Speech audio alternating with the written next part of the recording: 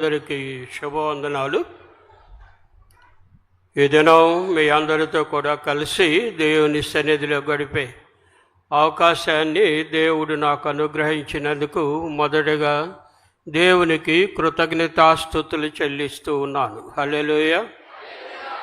ఆ విధంగానే మీ మధ్యకు ఆహ్వానించిన దైవజనులు ప్రభు ప్రసాద్ గారికి, వారి కుటుంబానికి ప్రత్యేకమైన వందనాలు. ఈ దినాన మీతో కలిసి దేవుని సన్నిధిలో గడిపే భాగ్యాన్ని బట్టి వారికి ప్రత్యేకమైన వందనాలు చెల్లిస్తూ ఉన్నాను. ఈ దినం మీతో కూడా కలిసి దేవుని వాక్యాన్ని పంచుకునే అవకాశాన్ని వారు నాకు అనుగ్రహించినందుకు వారికి మరొకసారి వందనాలు చెల్లిస్తూ ఉన్నాను. దేవుని వాక్యాన్ని చదువుకుందాం.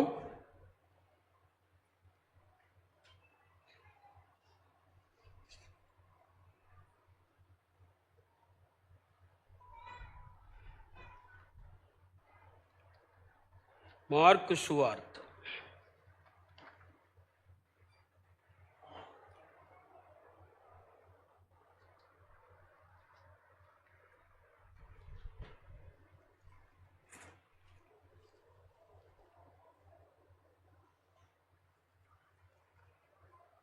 13వ అధ్యాయం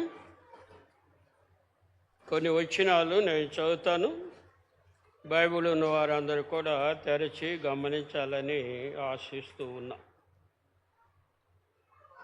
మార్కు సువార్త 13వ అధ్యాయం 32వ వచనము నుండి నేను చదువుతాను.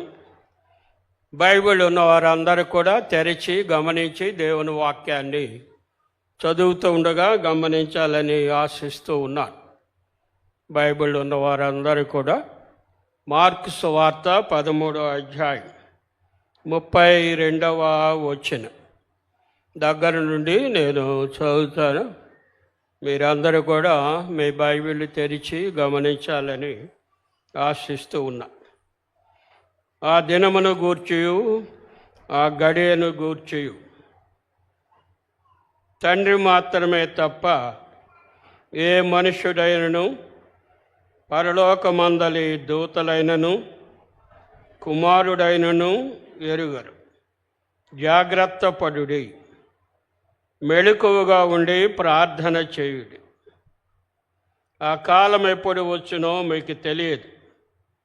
ఒక మనుష్యుడు తన దాసులకు అధికారం ఇచ్చి ప్రతివానికి వాని వాని పని నియమించి మెళుకుగా ఉండుడని ద్వారపాలకునికి ఆజ్ఞాపించి ఇల్లు విడిచి దేశాంతరము పోయినట్టే ఆ కాలముండను. ఇంటి యజమానుడు ప్రొద్దుగుంకి వచ్చునో, అర్ధరాత్రి వచ్చునో, కోడి కూయినప్పుడు వచ్చునో, తెల్లవారుజామునప్పుడు వచ్చునో, ఎప్పుడు వచ్చునో మీకు తెలియదు. ఆయన అకస్మాత్తుగా వచ్చి మీరు నిద్రపోచుండుట చూసినేమో గనుక మీరు మెళుకువగా నుండుడి. నేను మీతో చెప్పున్నది అందరితోనూ చెప్పుతున్నాను, మెళుకువగా ఉండుడని. ప్రార్థన చేసుకుందాం. అందరూ దయచేసి తలలో ఉంచి ప్రార్థన చేసుకుందాం. మీ అంతటా మీరు కూడా ప్రార్థన చేసుకోండి. దేవా, ఈ ప్రత్యేకమైన సభల్లో 2వ దినం ఈ విధంగా మేమందరం నీ సన్నిధిలో చేరగలిగినట్లు కృపానుగ్రహించినందుకు వందనాలని ప్రభువుని స్తుతించండి, ఘనపరచండి. మరొకసారి దేవుని వాక్యం వినబోచుండగా దేవా మాతో మాట్లాడు, నాతో మాట్లాడు అని ప్రార్థన చేసుకోండి. కృపగలిగిన దేవా, ప్రేమ కలిగిన మా తండ్రి, భూమిని ఆకాశమును వాటిలో ఉన్న సమస్తమును సృష్టించిన సృష్టికర్త, సర్వాధికారి, నీకు వేలాది కృతజ్ఞతాస్తుతులు చెల్లిస్తూ ఉన్నా. మా ప్రభువా, ఈ బేతేల్ ప్రార్థన మందిరంలో జరుగుతున్న ఈ సువార్త కూడికలను బట్టి నీకు వేలాది స్తోత్రాలు చెల్లిస్తూ ఉన్నాం. నీ దాసులు ప్రభుప్రసాద్ గారి కొరకు స్తోత్రాలు. వారికి నీవు అనుగ్రహించిన దర్శనాన్ని బట్టి వందనాలు. ఆ దర్శనాన్ని ఈ విధంగా నీ నామం గణపరచబడినట్లు అనేక స్థలాలలో పరిచర్య చేయడానికి, మందిరాలు నిర్మాణం చేయడానికి కృప అనుగ్రహించినందుకు నీకు వేలాది కృతజ్ఞతాస్తుతులు చెల్లిస్తూ ఉన్నాం. వారిని, వారి కుటుంబ సభ్యులను బట్టి స్తోత్రాలు. వారందరినీ మీరు దీవించండి. వారందరినీ పరిచర్యలో వాడుకొని చిన్న విధానాన్ని బట్టి కూడా నీకు వేలాది కృతజ్ఞతాస్తుతులు చెల్లిస్తూ ఉన్నాం. ఈ దినాన వారి పరిచర్యలో పాల్గొనే అవకాశాన్ని, వాక్యాన్ని మా ప్రభువా, మా తండ్రి బోధించగలిగిన కృపను నీవు మాకు అనుగ్రహించినందుకు నీకు వేలాది కృతజ్ఞతాస్తుతులు చెల్లిస్తూ ఉన్నాను. చదవబడిన వాక్యాన్ని మా కొరకు దీవించండి. ఈ వాక్యం ద్వారా మా అందరితో మాట్లాడండి. నీ పరిశుద్ధాత్మను మా మధ్య నిరాటంకంగా సంచరింపచేయండి. ఇక్కడ కూర్చున్న ప్రతి ఒక్కొక్కరి మనోనేత్రాలు వెలిగించి నీ వాక్యములో ఉన్న సత్యాలు గ్రహించగలిగినట్లు, గ్రహించినవి నమ్మునట్లు, నమ్మిన వాటిని వ్యక్తిగత జీవితాలలో అనుదినము కూడా అనుసరించగలిగినట్లు నీ కృప మా అందరికీ దయచేయమని ప్రార్థిస్తూ ఉన్నాం. మా ప్రభువా, నా నాయన, మమ్మందరినీ మీ ఆత్మ స్వాధీనంలోనికి తీసుకురండి. ముఖ్యంగా దీనదాసుడైన నన్ను మీ ఆత్మ స్వాధీనంలోనికి తీసుకొని తలంపులను క్రమపరిచి నీ మాటలు అధికారపూర్వకముగా, బలమైనవిగా, శక్తి కలిగినవిగా బయలుపడినట్లు సహాయం చేయమని ప్రార్థిస్తూ ఉన్నాను. దేవా, మా ప్రభువా, నీ సన్నిధిని ఇంతదొనక మాతో ఉంచినందుకు మరొకసారి నీకు వేలాది కృతజ్ఞతాస్తుతులు చెల్లిస్తూ ఉన్నాం. మమ్మందరినీ మీ ఆత్మ స్వాధీనంలో ఉంచండి. మా మనసులు నీ వాక్యం పట్ల కేంద్రీకరించినట్లు కృప దయచేయండి. మా ప్రభువా, నీ వాక్యం ద్వారా మమ్మలను విశ్వాసములో బలపరిచి మేమందరం కూడా జీవితాంతం మా ప్రభువా నీకు సాక్షులుగా జీవించగలిగినట్లు నీ కృప మా అందరికీ దయచేయమని ప్రార్థిస్తూ ఉన్నాం. మరొకసారి నీకును పరిశుద్ధాత్మకును మమ్మందరినీ అప్పగించుకుంటూ మా ప్రభువును మీ ప్రియ కుమారుడైన యేసుక్రీస్తు పరిశుద్ధ నామములో ఈ ప్రార్థన వేడుకొనుచున్నాను తండ్రి. ఆమేన్ చెప్పారా? నాకేం వినపడలే. ఆమేను పెద్దగా చెప్పాలి. నోట్లో చెప్పుకుంటే ఎట్లా? ఒక వ్యక్తి ప్రార్థన చేసి కొన్ని అంశాల కొరకు ప్రార్థన చేసిన తర్వాత ఆయన ఆమేన్ అనగానే మనం అందరం కూడా పెద్దగా ఆమేన్ చెప్పాలి. నోరు విప్పండి. దేవుని సన్నిధిలో బయట బాగా నోరు విప్పుతారు, కానీ దేవుని సన్నిధిలోకి వెళ్ళి వచ్చేటప్పటికి నోరు మూసుకుంటారు. మరి ఒకసారి చెప్పండి ఆమేన్. మరి ఒకసారి ఓకే, థ్యాంక్ యూ. ఆమేన్ చెప్పడం, పెద్దగా చెప్పడం చాలా ప్రాముఖ్యం. ప్రార్థించిన అంశాలు జరుగుగాక అని ప్రార్థించిన వారితో మనం ఏకీభవిస్తున్నాం ఆమేన్ చెప్పడం ద్వారా. కనుక ఎప్పుడైనా ఎవరైనా ప్రార్థన చేసినప్పుడు ఆమేన్ అని పెద్దగా చెప్పడం నేర్చుకోండి. ఇక్కడే కాదు, చాలా సంఘాల్లో ఆ విధంగానే గమనిస్తా. నేను ఎక్కడికి వెళ్ళినా వారందరినీ హెచ్చరిస్తా, ఆమేన్ పెద్దగా చెప్పాలి అన్న విషయం వారందరికి కూడా చెబుతూ ఉంటారు. కనుక ఆమేన్ అనేది చాలా ప్రాముఖ్యం. ఆ వ్యక్తి ఏ ఏ విషయాలు ప్రార్థన చేశాడో అవన్నీ జరుగుగాక అని మనం అందరం కూడా ఆయనతో ఏకీభవిస్తున్నాం. అందుకు ఆమేన్ అందరం కూడా పెద్దగా చెప్పవలసి ఉన్నది. దేవుని వాక్యాన్ని మనం చదువుకున్నాం. ఈ వాక్య భాగంలో ఒక విషయం కనబడుతుంది. ఆయన భూలోకానికి వచ్చే విషయంలో మాట్లాడాడు. ఆయన మాట్లాడుతూ, నేను ఎప్పుడు భూలోకానికి వస్తానో దేవదూతలకు కూడా తెలియదు, కుమారునికి కూడా తెలియదు అన్నాడు. అంటే కుమారునికి తెలియకపోవడం ఏంటి? కుమారుడు ఆ మాట చెప్పినప్పుడు ఆయన ఎప్పుడు తిరిగి భూలోకానికి వెళ్ళాలో ఉన్న సంగతి తండ్రి నిర్ణయం చేస్తాడు. కనుక అది తండ్రి చేతిలో ఉన్నది, నేను తిరిగి రావడం అనేటువంటిది అని ఆయన ఉద్దేశం. అందుకనే దేవదూతలకు కూడా తెలియదు, కుమారునికి కూడా తెలియదు అని యేసు ప్రభువు వారు చెప్పడంలో తండ్రి కాలాలను తన స్వాధీనంలో ఉంచుకున్నాడు. ఆయన తగిన కాలంలో తగిన కార్యాన్ని జరిగించడానికి అనుమతి ఆయన అనుగ్రహిస్తాడు.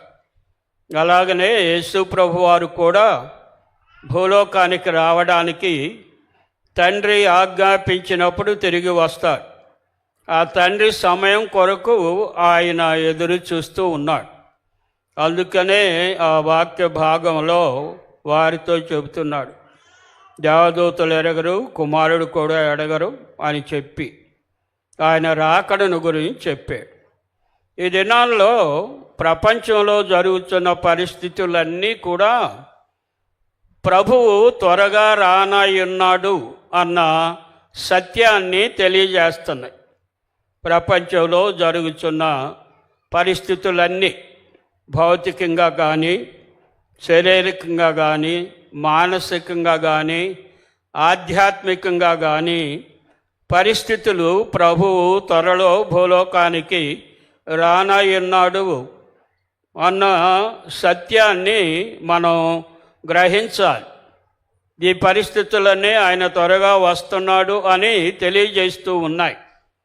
ఇజ్రాయెల్ దేశంలో జరిగే పరిస్థితులు, ఇజ్రాయెల్ పట్ల దేవునికి ఉన్న సంకల్పాలు, ఇజ్రాయెలును బట్టి ప్రవచించిన ప్రవచనాలు అవన్నీ కూడా దరిదాపుగా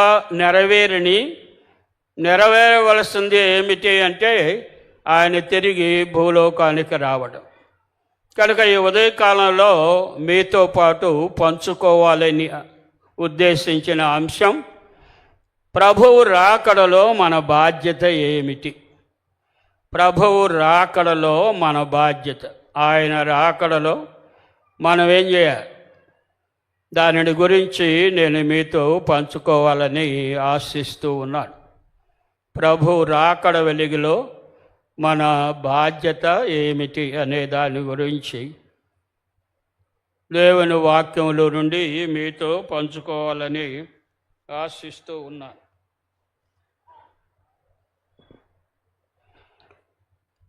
మత్తయి సువార్త 24వ అధ్యాయంలో యేసు ప్రభువారు ఆయన రాకడను గురించి ఆయన శిష్యులు ఆయన అడిగారు. ఆ వాక్య భాగాన్ని మనం చదువుకున్నట్లయితే 24వ అధ్యాయం మత్తయి సువార్త. తరువాత యేసు దేవాలయం నుండి బయలుదేరి వెళ్ళుచుండగా ఆయన శిష్యులు దాని కట్టడములు ఆయనకు చూపింపవచ్చిరి. అందుకు ఆయన, మీరు ఇవన్నీ చూస్తున్నారు కదా, పడద్రోయబడక రాతి మీద ఒకటైనను ఇక్కడ నిలిచి ఉండదని నిశ్చయముగా మీతో చెప్పుచున్నానని వారితో అనెను. ఆయన ఒలీవ కొండ మీద కూర్చుండినప్పుడు శిష్యులు ఆయన యొద్దకు ఏకాంతముగా వచ్చి, ఇవి ఎప్పుడు జరుగును? నీ ఆగమనమునకు ఈ యుగ సమాప్తికి సూచనలేవి? మాతో చెప్పుమనగా యేసు ప్రభువారు ఆయన ఒలీవల మీద కొండ మీద ఉన్నాడు. ఆయన ఒలీవల కొండ మీదకి రాబోయే ముందు యెరూషలేం దేవాలయం ఆ ప్రాంతంలో ఉన్నాడు. ఆయన శిష్యులు యెరూషలేం దేవాలయాన్ని చూపించారు. ఎంత సుందరమైనదో అన్న భావన వారి మనసులో ఉండి ఆ సుందరమైన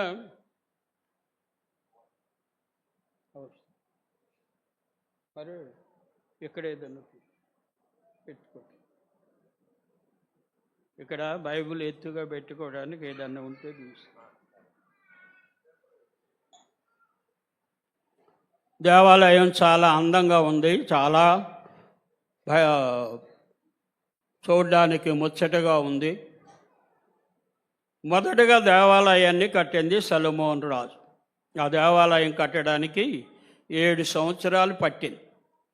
అంత గొప్పగా దేవాలయాన్ని సొలొమోను కట్టాడు. ఆ దేవాలయాన్ని పడగొట్టారు రోమా సైన్యం వారు. టైటస్ అనేటువంటి సైన్యాధికారి ఆయన ఆ దేవాలయాన్ని పడగొట్టాడు. హేరోదు దానిని మరలా కట్టించాడు, కానీ ఆ దేవాలయాన్ని చూపించారు. ఇదెంత సుందరంగా శృంగారంగా ఉందో చూడండి అని యేసు ప్రభువారితో ఆ మాట అన్నప్పుడు ప్రభు అన్నాడు, మీరు చూసే ఈ కట్టడం ఉంది కదా, రాతి మీద రాయి లేకుండా తొలగింపబడే దినం ఒకటి రాబోతుంది అని వారితో చెప్పాడు.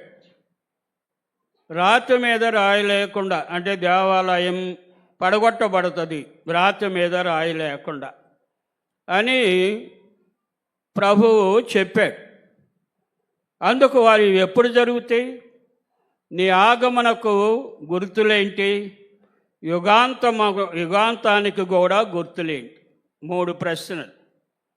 ఒకటి, దేవాలయం ఎప్పుడు కూల్చబడుతుంది, రాతి మీద రాయి లేకుండా ఎప్పుడు జరుగుతుంది, అది మొదటి ప్రశ్న.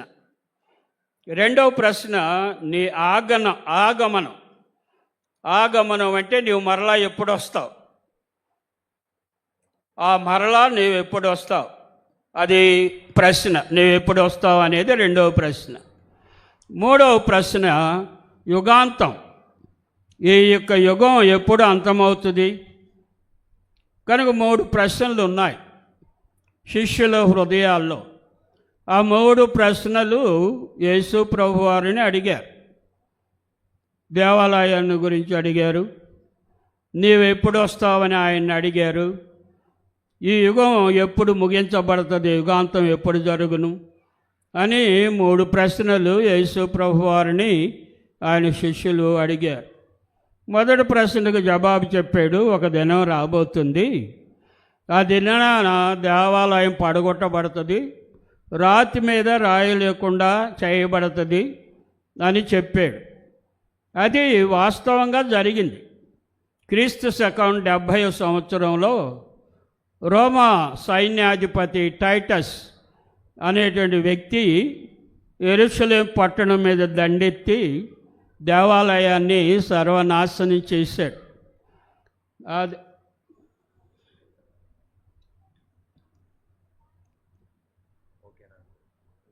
పర్వాలేదు కొంచెం. ఆ దేవాలయాన్ని ఆయన సర్వనాశనం చేశాడు, రాతి మీద రాయి లేకుండా చేశాడు. మీరు ఇప్పుడు ఒకవేళ యెరూషలేం టూర్కి వెళ్ళిన వారు ఎవరైనా ఉన్నట్లయితే ఏడ్పు గోడ దగ్గరికి వెళతారు. ఆ ఏడ్పు గోడ దగ్గర మనుషులు విజ్ఞాపనలు చేస్తారు. ఆ ఒక్క గోడ మిగిలింది, దేవాలయం అంతా పడగెట్టారు, ఆ ఒక్క గోడ మాత్రమే మిగిలింది. యూదులు ఆ గోడ దగ్గరికి వెళ్ళి ప్రార్థనలు చేస్తారు. వారికి ఏదైనా ప్రార్థన అంశాలు ఉంటే కాగితాలు రాసి ఆ కాగితాన్ని సందుల్లో గుర్తుతారు.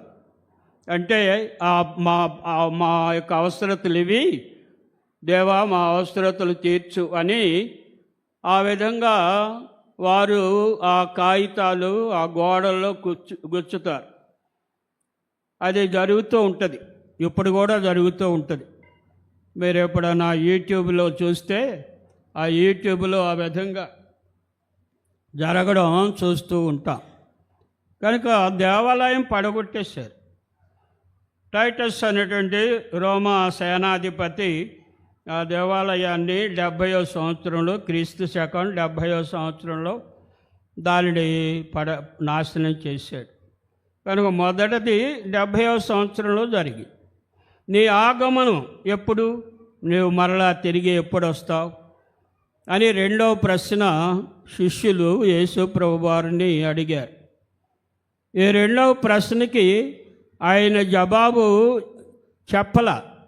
కానీ ఆయన వచ్చేటప్పుడు భూలోకంలో ఏమి సంభవిస్తావో వాటిని గురించి మాట్లాడాడు, వాటిని గురించి చెప్పాడు. యుద్ధాలు జరుగుతాయి, తుఫానులు వస్తాయి, మనుషులు ధైర్యం విడిచిపోతారు, భయపడతారు, కలవరపడతారు అని యేసు ప్రభువారు 24వ అధ్యాయంలో మిగిలిన వచనాల్లో ఆ విషయాలు యేసు ప్రభువారు వారితో చెప్పాడు.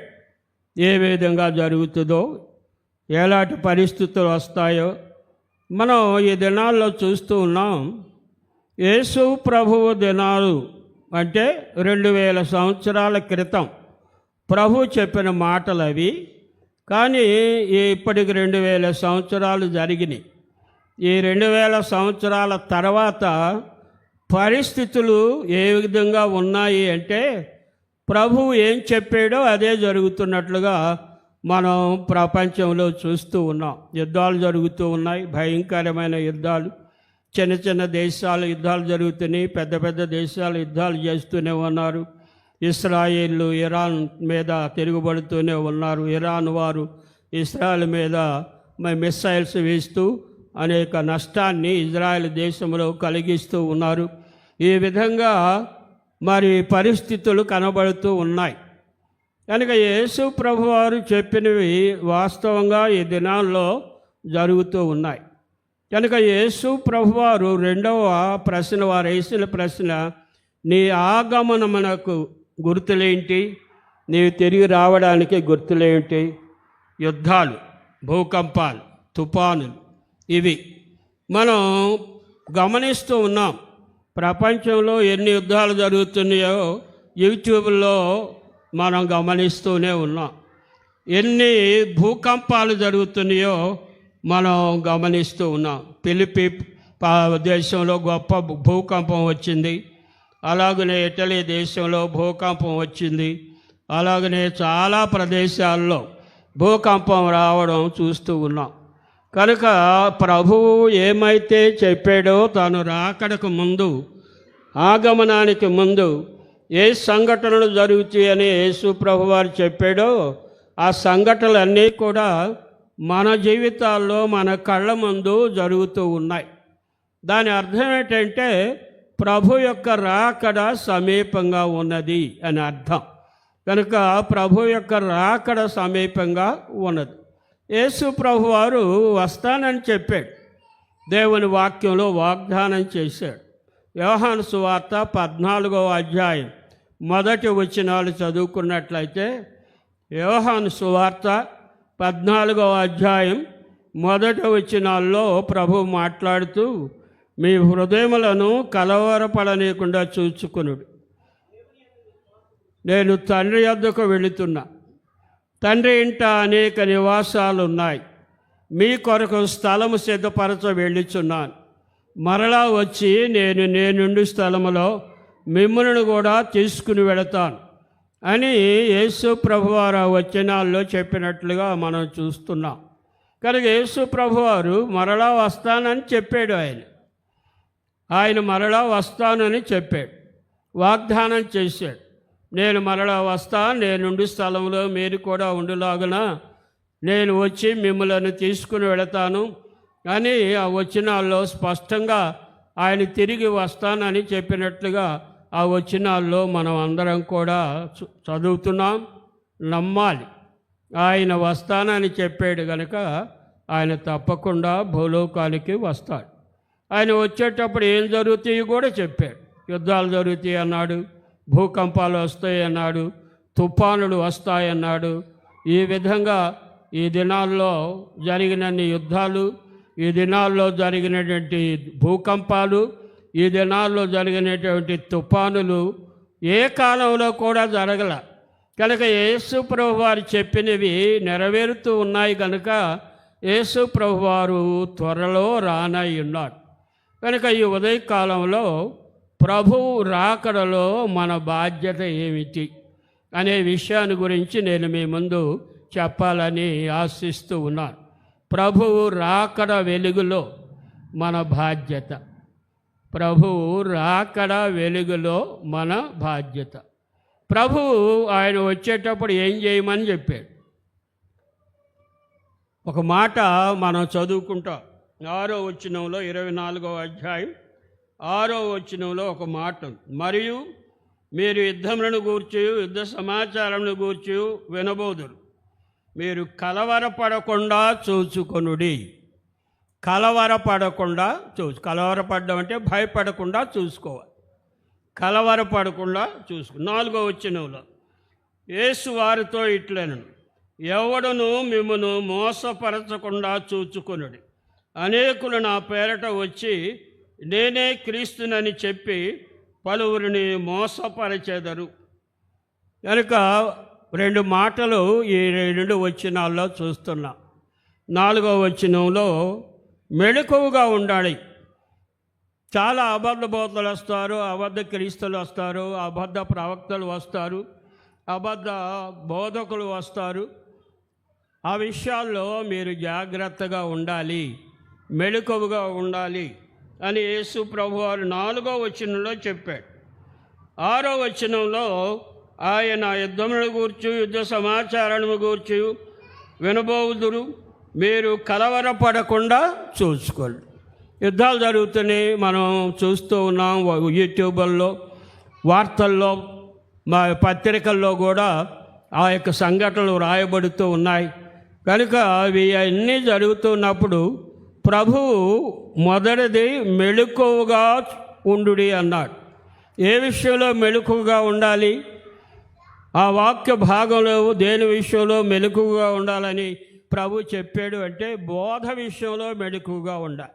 దేవుని వాక్యాన్ని బోధించే బోధకుల విషయంలో ఏ బోధ చేస్తున్నారు అనే విషయాన్ని మనం గమనించి ఏది వాక్యానుసారమైన బోధ, ఏది వాక్యానుసారమైన బోధ కాదు అనేది మనం తెలుసుకోవాలి, గ్రహించాలి.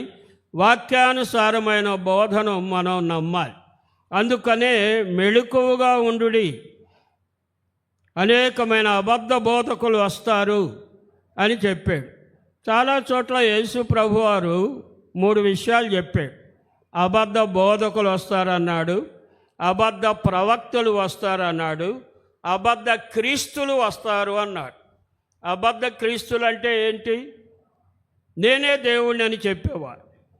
లోకంలో చాలామంది అలాంటి వారు వచ్చారు, చనిపోయారు, సమాధి చేయబడ్డారు. కానీ యేసు ప్రభువారు అలాంటి వాడు కాదు. ఆయన చనిపోకముందే తనకేమి సంభవిస్తాయో ఆయన శిష్యులతో చెప్పాడు, ప్రజలతో కూడా చెప్పాడు.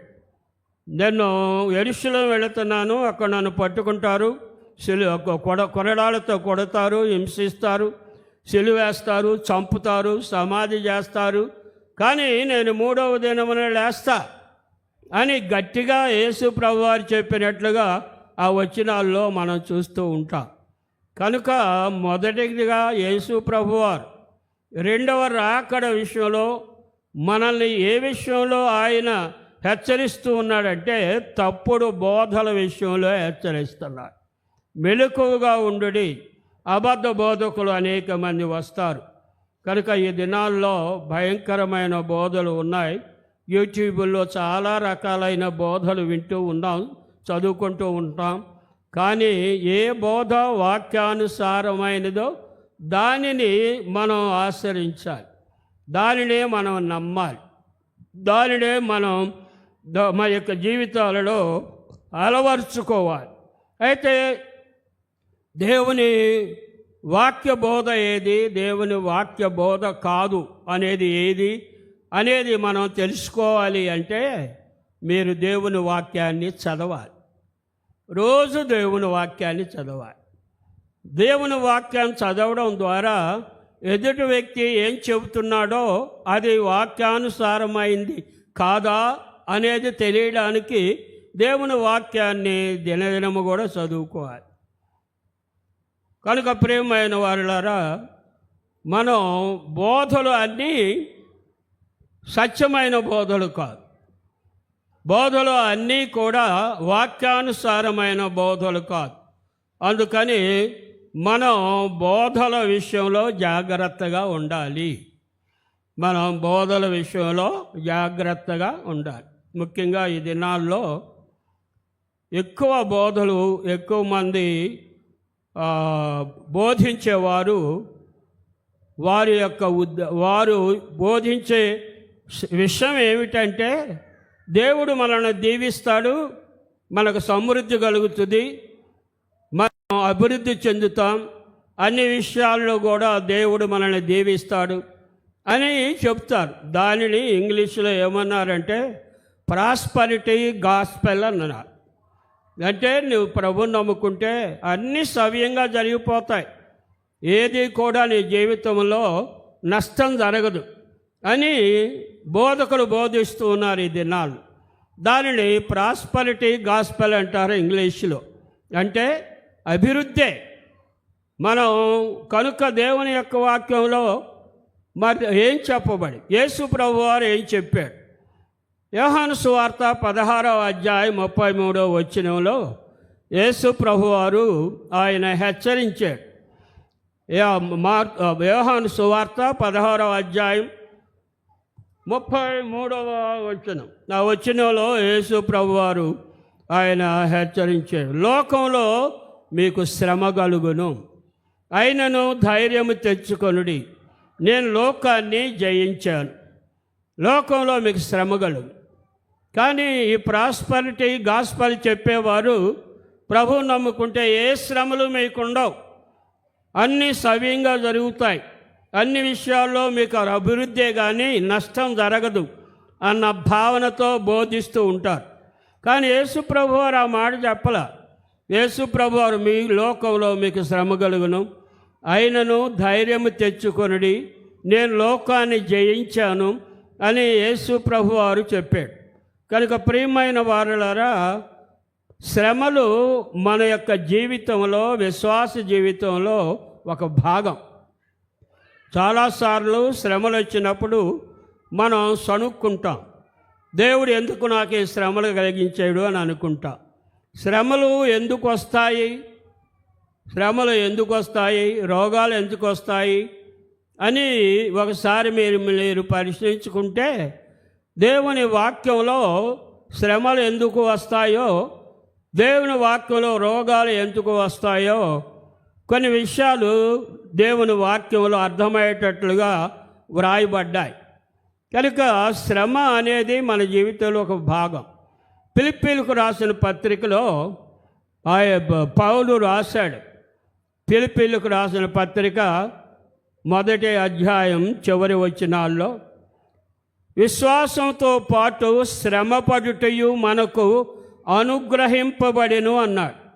విశ్వాసంతో పాటు శ్రమపడుటయు మనకు అనుగ్రహింపబడెను అన్నాడు.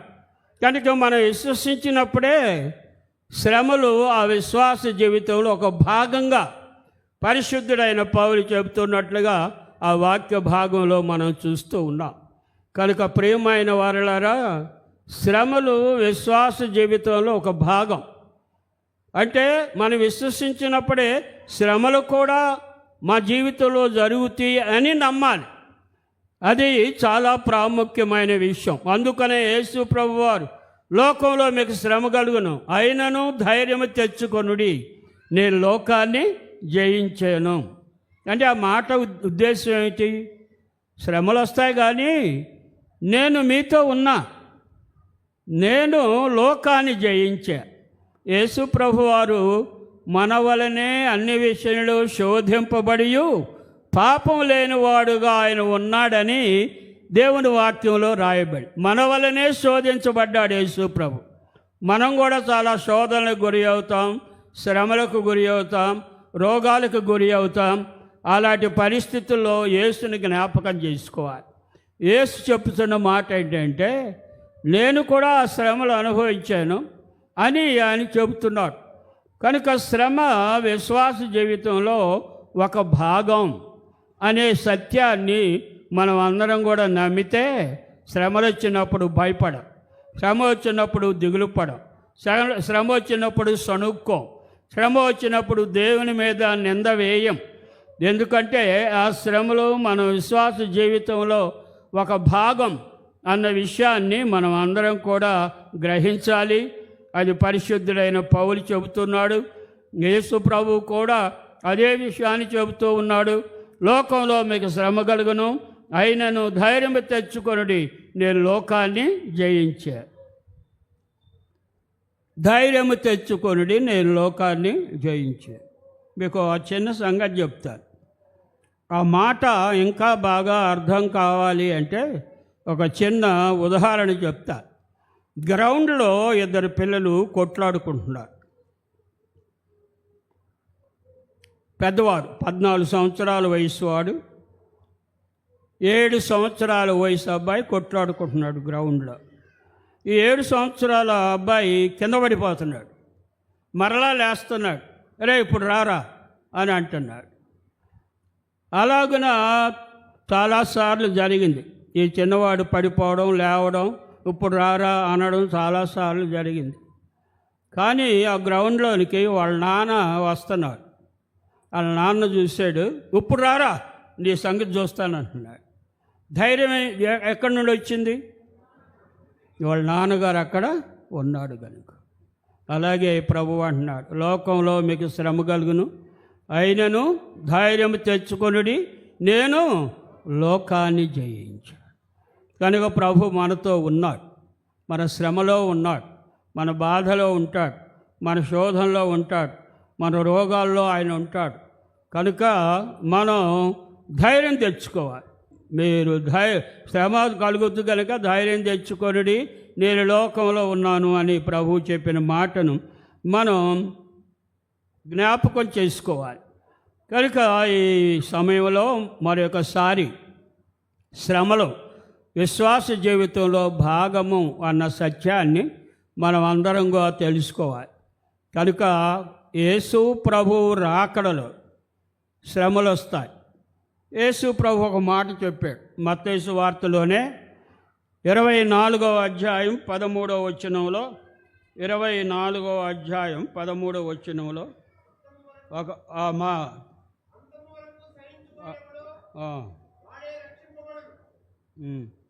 అంతము వరకు సహించిన వాడే రక్షింపబడు. అంటే శ్రమలు అంతం వరకు సహించాలి.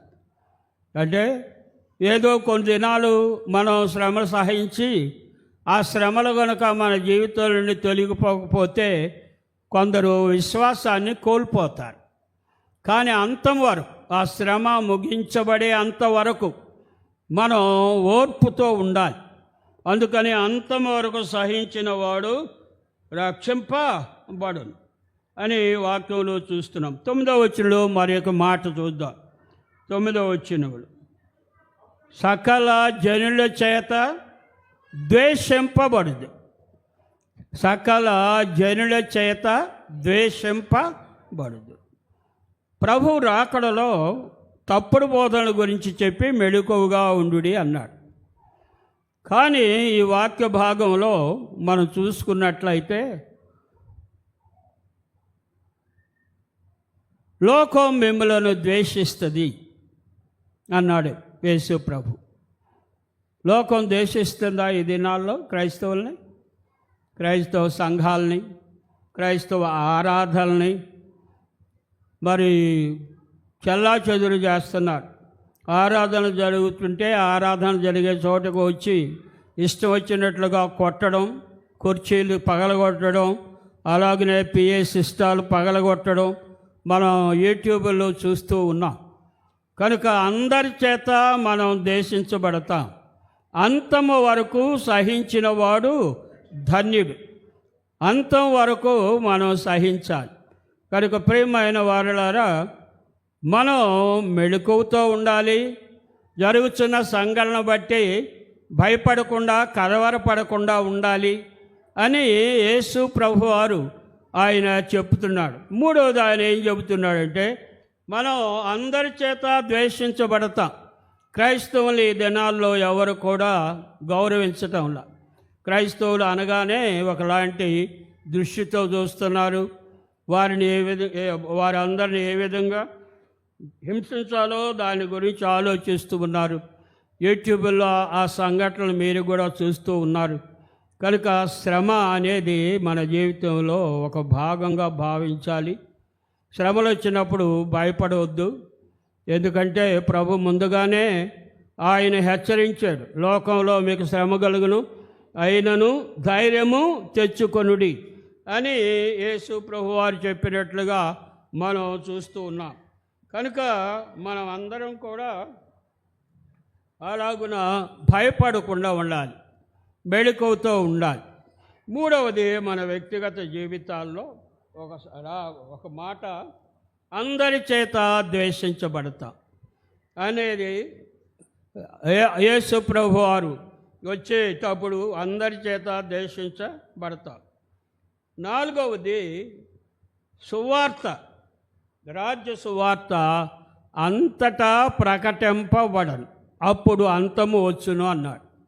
రాజ్య సువార్త అంటే యేసు ప్రభు యొక్క సువార్త. యేసు ప్రభు వారు ఆయన ప్రారంభ పరిచర్యలో మొదటి ప్రసంగం ఏంటంటే, మార్కు సువార్త 1వ అధ్యాయం 15వ వచనం. మార్కు సువార్త 1వ అధ్యాయం 15వ వచనం. కాలము సంపూర్ణమై ఉన్నది, దేవుని రాజ్యము సమీపించి ఉన్నది, మారు మనసు పొంది సువార్తను నమ్ముడి అని యేసు ప్రభు వారి యొక్క మొదటి ప్రసంగం. కాలము సంపూర్ణమై ఉన్నది అని యేసు ప్రభు వారు 2000 సంవత్సరాల క్రితమే చెప్పాడు. 2000 సంవత్సరాలు జరిగినాయి. అయితే కాలం ఇంకా జరుగుతూనే ఉంది. దేవుని వాక్యంలో కాలాన్ని గురించి పరిశుద్ధుడైన పేతురు ఒక మాట చెప్పాడు. దేవుని దృష్టిలో 1000 దినాలు ఒక దినం వలెను, ఒక దినం 1000 దినాల వలె ఉంటుంది అని పేతురు రాసిన 2వ పత్రిక 3వ అధ్యాయంలో 8, 9, 10 వచనాల్లో ఆ మాటలు వ్రాసాడు పేతురు. అంటే 1000 దినాలు ఒక దినం 1000 దినాలుగా ఉంటుంది అంటే అర్థం ఏంటి? దాని భావం, యేసు ప్రభు దృష్టిలో కాలం అనేది కాలం అనే దానికి ఏమీ కూడా ఇది అది అని చెప్పడానికి వీల్లే. ఆయన ఎప్పుడు అనుకుంటే అప్పుడు ఆ కార్యాన్ని చేస్తాడు. అందుకనే 1000 దినాలు ఒక దినం 1000 దినాల వలె ఆయన దృష్టి కనబడుతూ ఉన్నది అని పేతురు చెప్పడంలో ఉద్దేశం ఏమిటి అంటే, కాలం ఆయన దృష్టిలో ఒక దినంగా కనబడవచ్చు. మనకు 1000 సంవత్సరాలు గడిచి ఉండవచ్చు, కానీ దేవునికి మాత్రం ఒక దినంగానే కనబడవచ్చు. కనుక సమయం ఆయన చేతుల్లో ఉంది కనుక ఆయన సమయంలో వస్తాడు అనే ఉద్దేశాన్ని ఆ మాట ద్వారా ఆయన హెచ్చరించాడు. కనుక ప్రభు రెండవ రాకడ వెలుగులో మనం బోధల విషయంలో మెలకువగా ఉండాలి. రెండవది, జరుగుతున్న సంకటాలను బట్టి, జరుగుతున్న యుద్ధాలను బట్టి కానీ తుఫానులను బట్టి కానీ మనం కలవరపడకుండా చూసుకోవాలి. మూడవది, దేవుని వాక్యంలో మనం అందరి చేత ద్వేషించబడతాం అనే సత్యాన్ని మనం గ్రహించి, ద్వేషించబడినప్పుడు మనం దిగులు పడకూడదు.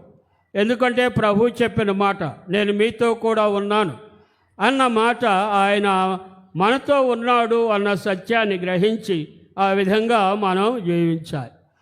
తరువాత యేసు ప్రభు ఈ రాజ్య సువార్త లోకమంతటా ప్రకటించవలెను అటు తరువాత అంతము వచ్చును అన్నాడు. రాజ్య సువార్త అంటే యేసు ప్రభు యొక్క సువార్త. రాజ్య సువార్త ఎందుకన్నారు? యేసు ప్రభు వారు చెప్పిన మాట, మొదటి ప్రసంగంలో ఆయన చెప్పిన మాట, ఇదిగో కాలము సంపూర్ణమైనది, దేవుని రాజ్యము సమీపించింది. కనుక ఇది రాజ్య సువార్త. కాలము సంపూర్ణమైనది, దేవుని రాజ్యము సమీపించింది.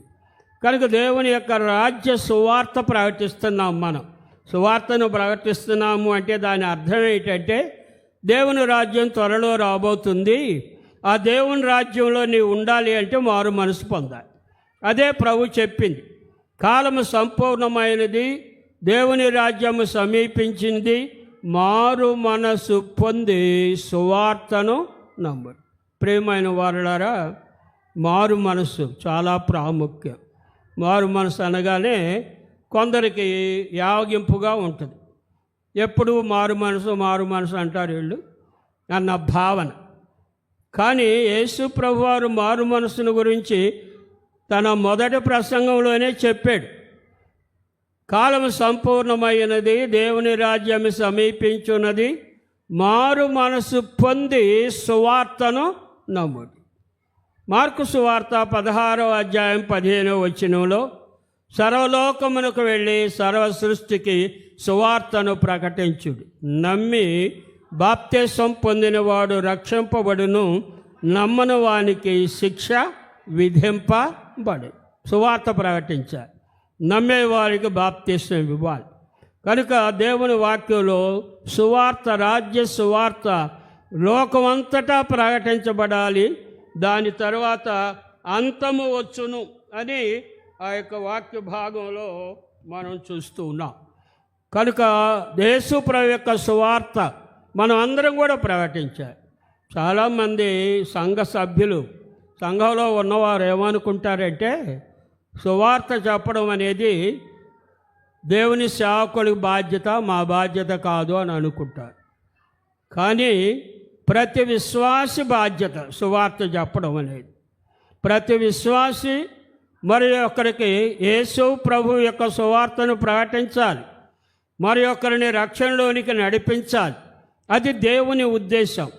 మనం చాలాసార్లు దేవుని వాక్యంలో ఒక మాట చదువుకుంటాం, మనం అందరం గొర్రెలు, ప్రభువు కాపరి. గొర్రెలు గంటాయా, కాపరి గంటాడా? చెప్పండి, గట్టిగా చెప్పండి. గొర్రెలు కనాలి, అంతేనా? కాపరి పని ఏంటి? గొర్రెల్ని మేపడం, వాక్యంతో మేపడం, సరైన బోధతో మేపడం, విశ్వాసంలో స్థిరపరచడం, ఆత్మీయ జీవితంలో ఎదిగేటట్లుగా సహాయం చేయడం, ప్రభువు కొరకు సాక్షిగా నిలబడాలని ప్రోత్సహించడం. ఈ పనులు సంఘ కాపరి చేస్తాడు. మనం గొర్రెలను కనాలి.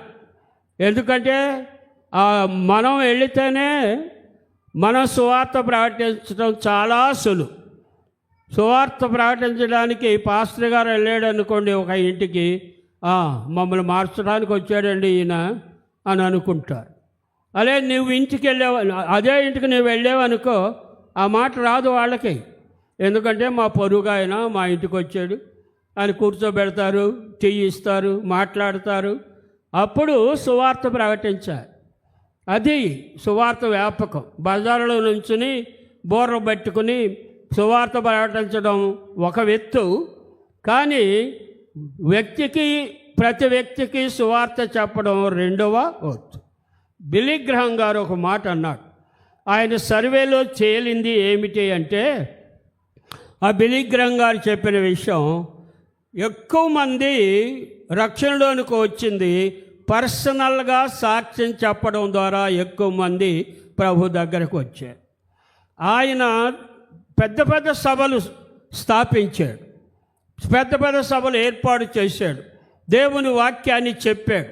కానీ ఆయన చెప్పిన సత్యం ఏంటంటే, ఒక వ్యక్తి ప్రభులోనికి రావాలి అంటే రక్షించబడని వ్యక్తి ఆయనతో మాట్లాడినప్పుడు మాత్రమే ఎక్కువ మంది ప్రభు దగ్గరకు వచ్చారు అని ఆయన చెప్పాడు. కనుక ప్రియమైన వారులారా, మీరు సువార్త చేయాలి. మీరందరూ కూడా సువార్త చేయాలి. నేను 2-3 సార్లు మీ సంఘానికి వచ్చాను. ఇలాగే ఇంతమందే కనపడుతున్నారు. మరి పెరిగింది ఎక్కడ అంటే మీరు సువార్త చెప్పట్లేదని అర్థం. అది అంటే దాని యొక్క అర్థం మీరు మరి ఒకరికి రక్షణ గురించి చెప్పడంలా. నేను రక్షించబడ్డాను చాలే అని అనుకుంటున్నాం మనం. కానీ రక్షించబడిన నీవు ఇతరులకు ఆ రక్షణ భాగ్యాన్ని చెప్పాలి. రక్షణలో ఎంత ఆనందం ఉందో, ఎంత ధన్యత ఉన్నదో దానిని రక్షింపబడని వారికి చెప్పాలి. చాలా ప్రాముఖ్యమైనటువంటి విషయం. ప్రభు అన్నాడు, దేవుని వాక్యంలో ఒక మాట రాయబడింది. ఎలా రక్షించబడతారు అని దేవుని వాక్యంలో చూస్తే 2వ కీర్తన 8వ వచనంలో ఒక మాట. 2వ కీర్తన 8వ వచనంలో ఆ వాక్యం, నన్ను అడుగుము జనములను స్వాస్థ్యముగాను బోధిగంతముల వరకు సొత్తుగాను ఇస్తాను అన్నాడు. నన్ను అడుగుము జనములను స్వాస్థ్యముగాను బోధిగంతముల వరకు సొత్తుగా. అంటే ఏంటి? ఆత్మల కొరకు ప్రార్థించాలి. ఆత్మల కొరకు ప్రార్థించాలి. ప్రార్థిస్తారా? ఆత్మల కొరకు చేస్తున్నారా? ఆత్మల కొరకు కొందరు చేస్తున్నారేమో, కానీ ప్రతి విశ్వాసి ఆత్మల కొరకు ప్రార్థన చేయాలి. నన్ను అడుగుము జనములను స్వాస్థ్యముగాను బోధిగంతముల వరకు సొత్తుగాను నేను మీకు అనుగ్రహిస్తాను అని దేవుని వాక్యంలో చెప్పబడి. కనుక ప్రేమైన వారలారా, ఆత్మల కొరకు ప్రార్థన చేయాలి. మనం చాలాసార్లు మన ప్రార్థనలు మన అవసరతల కొరకు చేస్తాం, భౌతికమైన అవసరతల కొరకు మనం చేస్తాం. కానీ ఆత్మల కొరకు ప్రార్థన చేయడం చాలా అరుదు. యేసు ప్రభువారు కొన్ని వాగ్దానాలు చేశాడు ప్రార్థనకి.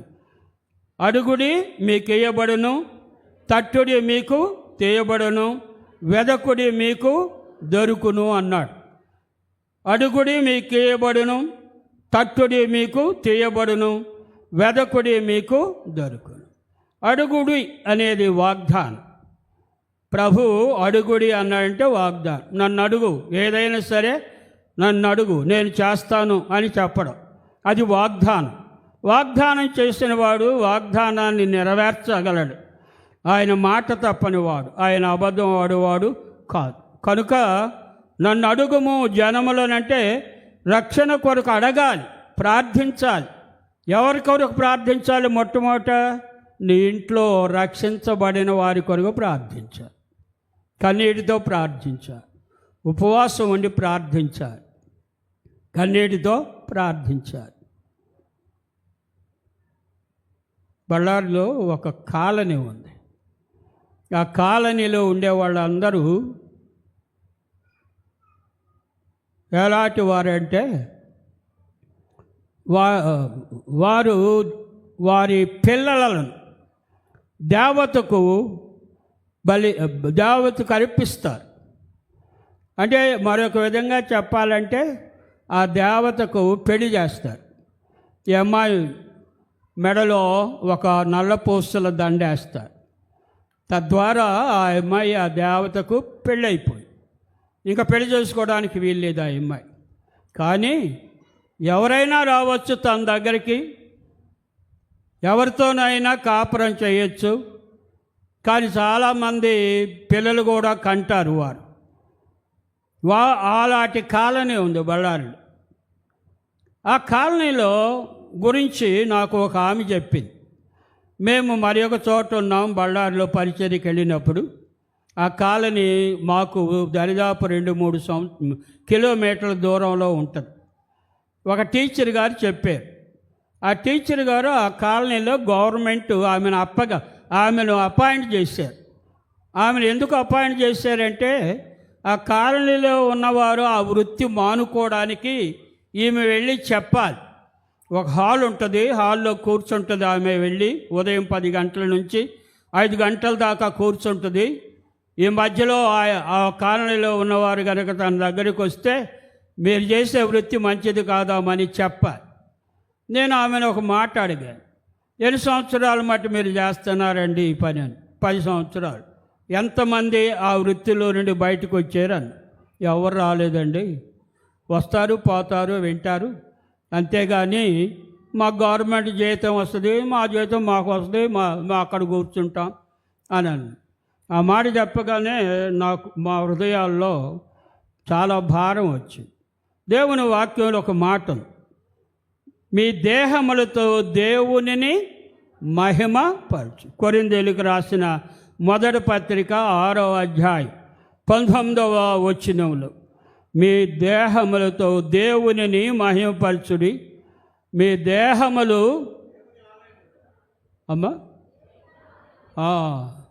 మీ దేహములు కొనబడ్డాయి, రక్తమిచ్చి కొన్నాడు మీ దేహాన్ని. కనుక మీ దేహములతో దేవునిని ఘనపరచుడి అని ఆ మాట ఉంది. ఆ మాట నాకు జ్ఞాపకం వచ్చింది. మా భార్యాభర్తలు ఇద్దరం ఆ మాట తీసుకుని, దేవా, నీవు దేహాన్ని నీవు మాకు ఇచ్చావు, ఈ దేహాన్ని నీ రక్తంలో కొన్నావు, ఈ దేహం నీ కొరకే జీవించాలి, నిన్ను మహిమపరచాలి అని నీ వాక్యంలో స్పష్టంగా చెప్పావు. కానీ అపవాది వారిని మరి దేహాన్ని మరి వ్యభిచారానికి అప్పగించి జీవిస్తూ ఉన్నారు. వారి గురించి ప్రార్థిస్తాయి. మేము 6 నెలలు ప్రార్థన చేశాం ఆ ప్రాంతం కొరకు. మేము ఎప్పుడు వెళ్ళాల, కానీ 6 నెలలు ఇద్దరం కలిసి ప్రార్థన చేశాం.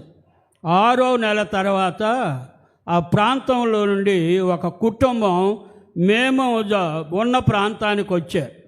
ఆ యొక్క కుటుంబంలో నుండి ఒక అబ్బాయి సండే స్కూల్ చిల్డ్రన్ జరుగుతూ ఉంటే ఆ సండే స్కూల్ చిల్డ్రన్ క్లాసుకు వచ్చారు. 4-5 వారాలు వచ్చిన తర్వాత ఆ అబ్బాయి ఇంట్లోకి వెళ్ళి అక్కడ చిన్నపిల్లలకు చక్కని దేవుని పాటలు, కథలు చెబుతున్నారు. అంతేకాదు పెద్దవారికి కూడా ఆరాధన జరుగుతుంది, మీరు వెళ్ళండి అని ఆ పిల్లవాడు తల్లిదండ్రులను అక్కదమ్ములను ఆయన ప్రోత్సహించాడు. వాళ్ళ అక్క రావడం ప్రారంభించి, ఆమె అప్పుడు సెకండ్ గ్రేడ్ ట్రైనింగ్ అయిపోయింది, టీచర్గా వెళ్ళడానికి అపాయింట్మెంట్ కూడా వచ్చింది ఆమెకి. ఆమె రావడం ప్రారంభించింది. ఆమె 4 వారాలు వచ్చిన తర్వాత యేసు ప్రభువుని నమ్ముకుంది, బాప్తిసం తీసుకుంది. మరలా ఆ కుటుంబం అదే ప్రాంతానికి వెళ్ళిపోయారు. ఆ కుటుంబాన్ని ఆధారం చేసుకుని ప్రతి మంగళవారం సాయంకాలం వీధిలో సువార్త చెప్పాము. ఆ ప్రాంతంలో చాలామంది వేశ్యలు ప్రభుని నమ్ముకున్నారు. హల్లెలూయా. ఇప్పుడు అక్కడ సంఘం ఏర్పడింది. ఆ ప్రాంతంలో ఉన్న కుటుంబాల నుండి దేవునికి సేవకు సమర్పించుకున్న వారు ఉన్నారు. ఒకరు హిందూపురంలో పనిచేస్తున్నారు, హేమ, సుధాకర్ అని. వారి ఇరువురు కూడా హిందూపురంలో పనిచేస్తున్నారు. అలాగున చాలామంది ఆ ప్రాంతంలో ఉన్నవారు అనేక మంది మారు మనసు పొంది పురుషులు, స్త్రీలు దేవుని యొక్క పరిచయలో వాడబడుతున్నారు. కనుక ప్రియమైన వారులారా, నన్ను అడుగుము, జనములను స్వాస్థ్యంగా ఇస్తా. ప్రార్థన చేయాలి. నశించున్న ఆత్మల కొరకు ప్రార్థన చేయాలి. కనుక నశించుతున్న ఆత్మల కొరకు ప్రార్థన మనం చేస్తే ప్రభువు వారిని రక్షిస్తాడు. ప్రార్థన లేకుండా సువార్త ప్రకటించడం ద్వారా ఏ కార్యం కూడా జరగదు. ప్రార్థన వారి హృదయాల్లో కార్యాన్ని జరిగిస్తుంది. అందుకని మనం ఎవరికి సువార్త చెప్పాలని ఉద్దేశిస్తున్నామో వారి కొరకు ప్రార్థన చేయాలి. వారి పేరు పెట్టి ప్రార్థన చేయాలి. ఈ ఊరు వారందరినీ రక్షించాయా అని ప్రార్థన చేస్తాం. ఆ ఊరిలో చాలామంది ఉన్నారు కదా, ఎవరిని రక్షించమని. కనుక నీవు ఎవరు రక్షించాలని ఉద్దేశిస్తున్నావో ఆ తెగ కొరకు ప్రార్థించండి. నీవు ఎవరి కొరకు రక్షించబడాలని ఉద్దేశిస్తున్నావో ఆ వ్యక్తి పేరు తెలిస్తే ఆ పేరు పెట్టి ప్రార్థన చేయండి. ప్రభు రక్షిస్తాడు. మా పాస్టర్ గారు ఒక ఆయన ఉన్నాడు, హైదరాబాద్లోనే ఉన్నాడు, ఉప్పల్లో ఉంటారు. ఒకరోజు దేవుడు ఆయనకి బయలుపరిచాడంట, మీ సంఘంలో బిజినెస్ పీపుల్ రక్షించబడేటట్టు ప్రార్థన చేయమని. 1 year 1 సంవత్సరం బిజినెస్ పీపుల్ కొరకు ప్రార్థన చేశారు. ఓ సంవత్సరం ముగించే లోపల 24 మంది రక్షించబడ్డారు బిజినెస్ పీపుల్. నన్ను అడుగుము, జనములను స్వాస్థ్యముగాను బోధివంతముల వరకు సొత్తుగాను ఇస్తారు. కనుక ప్రియమైన వారులారా, నశించున్న ఆత్మల కొరకు ప్రార్థన చేయాలి. మీ ఇంట్లో నశించుతున్న ఆత్మలు ఉన్నాయి.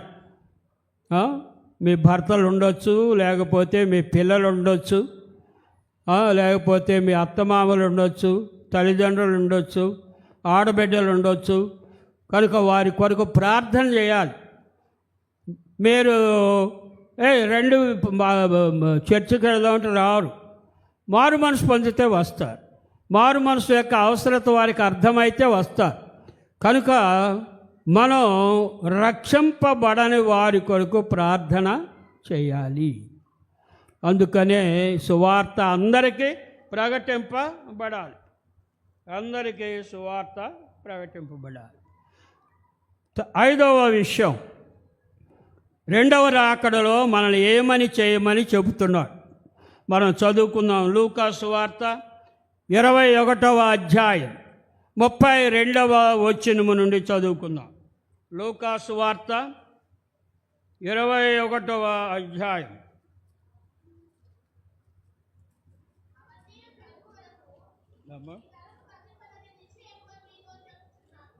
21వ అధ్యాయం 34వ వచనం నుండి చదవండి. మీ హృదయములను ఒకవేళ తిండి వలనను, మత్తు వలనను, అహిక విచారముల వలన మందముగా ఉన్నందున ఆ దినములు అకస్మాత్తుగా మీ మీదకి ఉరి వచ్చినట్టు రాకుండా మీ విషయమై మీరు జాగ్రత్తగా ఉండుడి. మీ విషయమై మీరు జాగ్రత్తగా ఉండుడి. ఆ దినము భూమి అందంతటా నివసించు వారందరికీ అకస్మాత్తుగా వచ్చును. అంటే విపత్తులు అకస్మాత్తుగా వస్తాయి అని చెప్పడం. కాబట్టి మీరు జరగబోవు వీటినెల్లను తప్పించుకొని మనుష్య కుమారుని ఎదుట నిలువబడుటకు శక్తి గలవారగునట్లు ఎల్లప్పుడూ ప్రార్థన చేయుచు మెళుకువగా ఉండుడి. అంటే అంత్య దినాల్లో, ప్రభు రాకడ దినాల్లో మనం చేయవలసిన మరి యొక్క పని ఏమిటంటే ప్రార్థన చేయాలి.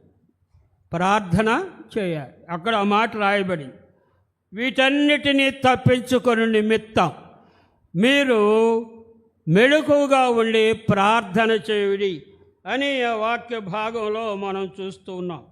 కనుక ఎల్లప్పుడూ ప్రార్థన చేయాలి, మెళుకువగా ఉండాలి. కనుక ఈ సంగతులు జరుగుతున్నప్పుడు మనం ప్రార్థన చేయాలి. లోకంలో చాలా విపత్తులు జరుగుతున్నాయి, తుఫానులు జరుగుతున్నాయి, వరదలు వస్తూ ఉన్నాయి, చాలామంది చనిపోతూ ఉన్నారు. కనుక మనం ప్రార్థన చేయాలి వాటి కొరకు. ఇవన్నీ జరుగుతున్నప్పుడు మీరు ఎల్లప్పుడూ ప్రార్థన చేయాలి అని దేవుని యొక్క వాక్యములో మనం స్పష్టంగా చూస్తున్నాం. కనుక ప్రియమైన వారులారా, మనం ప్రార్థన చేస్తున్నాం. దేని కొరకు చేస్తున్నాం? మీకు ఉపవాస ప్రార్థనలు ఉంటాయి. వారంలో ఒక దినం కూడా విజ్ఞాపన ప్రార్థన ఉంటుంది. ఈ ప్రార్థనలన్నిటిలో దేని కొరకు చేస్తాం? ఈ ప్రార్థనలన్నింటిలో నాకు తెలిసినంత వరకు భూలోక సంబంధమైన అవసరతల నిమిత్తమే ప్రార్థన చేస్తాం. దేవా, మా బిడ్డలను దీవించయ్యా, మంచి విద్యావంతులు కావాలి, వాళ్ళకి అమెరికా వెళ్ళడానికి వీసా రావాలి అని మనం భౌతికమైన అవసరతల నిమిత్తం ప్రార్థన చేస్తాం. ప్రభు భౌతికమైన అవసరతల నిమిత్తం ఆయన ఏం చెప్పాడో చూద్దాం దేవుని వాక్యంలో. మత్తయి సువార్త 6వ అధ్యాయంలో 19వ వచనం నుండి మీరు చదువుకున్నట్లయితే యేసు ప్రభు వారు ఆ భాగంలో 3 విషయాల గురించి చెప్పాడు. ఒకటి, ధనాన్ని గురించి చెప్పాడు. మీరు ధనాన్ని కూర్చుకుంటే కోట్లలో దొంగలు దొంగిలిస్తారు, చెమట పడుతుంది, తుప్పు పడుతుంది, అని ప్రభు చెప్పి పరలోకంలో ధనాన్ని సమకూర్చుకోండి అని అన్నాడు. పరలోకంలో ధనమును సమకూర్చుకోండి అన్నాడు. పరలోకంలో ధనం ఎలా సమర్చుకుంటాం? ప్రభు కార్యం మనం చేస్తే పరలోకంలో ధనాన్ని సంపాదించుకుంటాం. ప్రభు కార్యం ఏమిటి అంటే ఎవరు నశించుట ఆయనకి ఏమాత్రం కూడా ఇష్టము లేదు, అందరూ అంతటా మారు మనసు పొందాలి అని దేవుని ఉద్దేశం. పేతురు పత్రిక 2వ పత్రిక 3వ అధ్యాయం 9-10 వచనాల్లో ఆ మాట రాయబడి, ఎవరు నశించుట ఆయనకి ఏమాత్రం కూడా ఇష్టం లేదు, అందరూ అంతటా మారు మనసు పొందాలి. కనుక మనం ప్రార్థించాలి. ప్రార్థించకపోతే ఒక వ్యక్తి మారు మనసులోనికి రాలేడు. అందుకని మనం ఎల్లప్పుడూ కూడా ప్రార్థించాలి. మెలకువతో మనం ప్రార్థించవలసిన వారమై ఉన్నాం. కనుక ప్రియమైన వారలారా, ప్రార్థన ద్వారా ఆత్మలు రక్షించబడతాయి. అందుకనే మనం ప్రార్థన చేయాలి. కనుక మనం మన జీవితాల్లో ప్రభు యొక్క రాకడ సమీపించుచున్న కొలది మనం అనేకుల కొరకు ప్రార్థన చేయాలి. ఆఖరిగా మారు మనస్సు అనుభవంలోనికి రావాలి. మారు మనసు అనుభవంలోనికి. అందుకనే ప్రభు చెప్పాడు, కాలము సంపూర్ణమై ఉన్నది, దేవుని రాజ్యము సమీపించి ఉన్నది, మారు మనసు పొంది సువార్తను నమ్ముడి అని చెప్పాడు యేసు ప్రభు. మారు మనసును గురించి ఆయన చాలాసార్లు చెప్పాడు. మారు మనసు చాలా ప్రాముఖ్యం. మారు మనసు అంటే అర్థం ఏంటంటే పాత జీవిత విషయంలో రోత కలిగి దానిని విడిచిపెట్టి ఆత్మీయ జీవితంలో ఎదగడానికి తీర్మానం చేసుకోవడం మారు మనసు. అంతే, చాలా చిన్న పని అది. దాన్ని మారు మనసు అన్న మాట వినగానే కొంతమందికి చాలా యావగింపుగా ఉంటుంది. కానీ మారు మనసు అంటే అర్థం ఏంటి? పాత జీవితం పట్ల మనకు అసహ్యత కలిగి ఆత్మీయ జీవితం జీవించడానికి మనం అంకితం అవ్వడం, దానిని మారు మనసు అంటాడు. యేసు ప్రభు మారు మనసు గురించి చెప్పాడు. మరి ఒక చోట ఆయన హెచ్చరించారు. మత్తయి సువార్త 11వ అధ్యాయం 20వ వచనం చదవండి. మత్తయి సువార్త 11వ అధ్యాయం 20వ వచనం నుండి చదువుకున్నట్లయితే ప్రభు మారు మనసును గురించి ఈ వాక్య భాగంలో ఆయన కొన్ని హెచ్చరికలు ఇచ్చినట్లుగా మనం చూస్తాం. మత్తయి సువార్త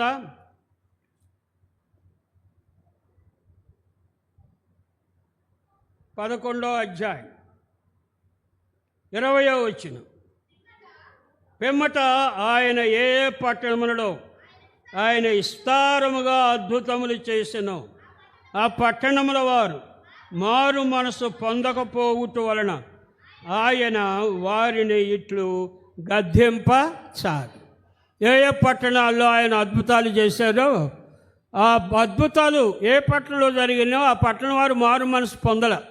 అందుకని వారిని గద్దిస్తున్నారు, మారు మనసు పొందలేదు అని. వారిని గద్దించినట్లుగా ఈ వాక్య భాగంలో మనం చూస్తూ ఉన్నాం. కనుక వారిట్లు గద్దెంపుగా, అయ్యో కొరజైనా, అయ్యో బెత్సైదా, మీ మధ్య చేయబడిన అద్భుతాలు తూరు సీదోను పట్టణంలో చేసి ఉన్నట్లయితే వారెప్పుడో మారు మనసు పొంది ఉండేవారు అంటున్నాడు.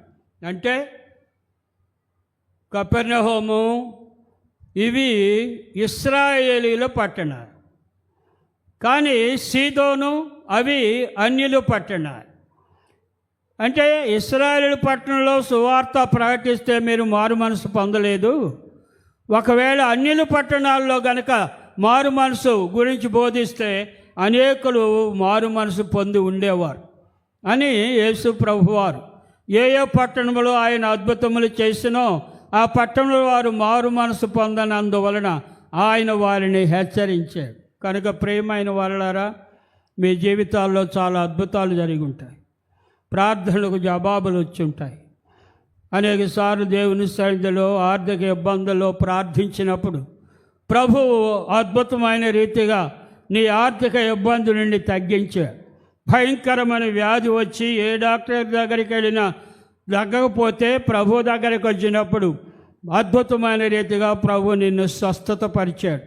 ఇలాంటి అద్భుతాలు నీవెన్ని అనుభవించేవో, కానీ మారు మనసు పొందలే. అందుకే హెచ్చరిస్తున్నాడు.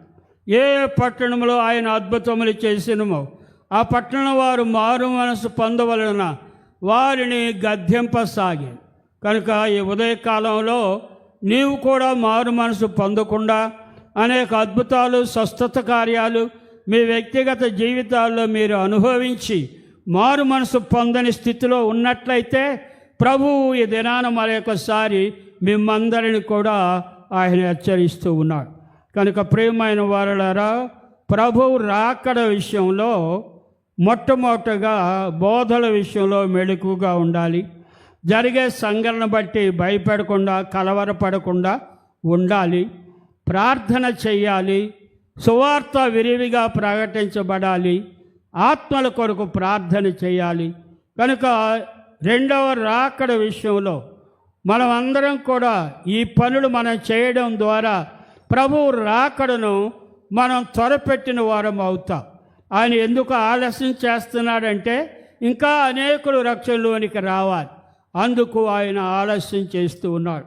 కనుక ప్రియమైన వారలారా, ఈ ఉదయకాలంలో ప్రభు రాకడ వెలుగులో మన బాధ్యత ఏమిటో ఈ వాక్య భాగంలో నుండి మనం చూసాం. కనుక మన బాధ్యతను మనం నిర్వర్తించగలిగినడు పరిశుద్ధాత్మ దేవుడు మనందరికీ సహాయం చేయనుగాక. ప్రార్థన చేసుకుందాం. అందరం లేచి ప్రార్థన చేసుకుందాం.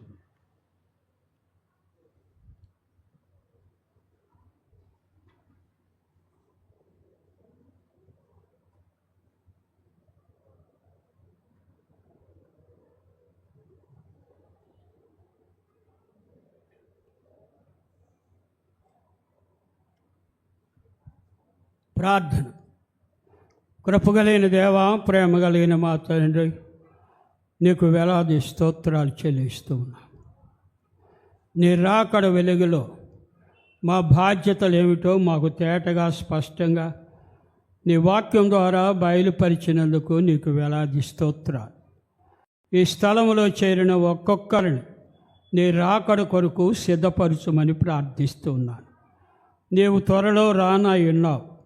లోకంలో జరుగుతున్న పరిస్థితులన్నీ కూడా నీవు భూలోకానికి రానయ్యున్నావు అన్న సత్యాన్ని తెలియజేయచ్చు ఉన్నాయి ప్రభువా. కనుక నాయన, నీ రాకడకు మమ్మందరినీ మీ ఆత్మ ద్వారా సిద్ధపరచుమని ప్రార్థిస్తూ ఉన్నాం. ఈ సహవాసాన్ని నడిపిస్తున్న నీ దాసులు ప్రభు ప్రసాద్ గారి కొరకు, వారి కుటుంబ సభ్యుల కొరకు స్తోత్రాలు. వారందరినీ మీ ఆత్మతో అభిషేకించి పరిచర్యలో వాడుకొనిచున్నందుకు వందనాలు చెల్లిస్తూ ఉన్నాం. దేవా, నీ సన్నిధిని మా ప్రభువా ఇంత దనుక మాతో ఉంచినందుకు వందనాలు చెల్లిస్తున్నాను.